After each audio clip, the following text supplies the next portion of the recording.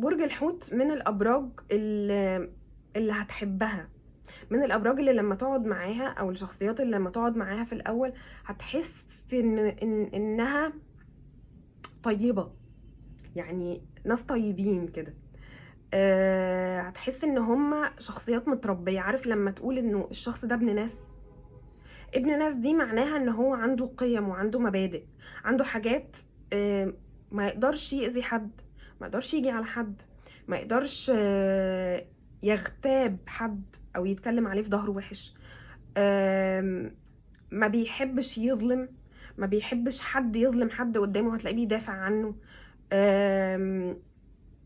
عنده مبادئ وقيم.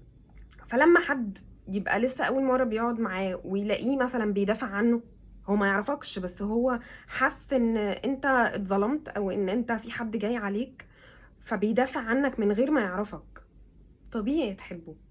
يعني طبيعي هو بيلعب على المشاعر، هو مش بيلعب، هو دي طبيعته، هو بيتعامل بالمشاعر، فبيكسب الناس بالمشاعر. حتى من اول قعده بيسيب انطباع انه آه شخص يتحب، شخص ما تخافش ان هو ممكن في يوم من الايام يعمل فيك حركة وحشة، ما تخافش ان هو ممكن يظلمك في يوم، ما تخافش ان هو ممكن يخزوقك زي ما بنخزوق كلنا في حياتنا.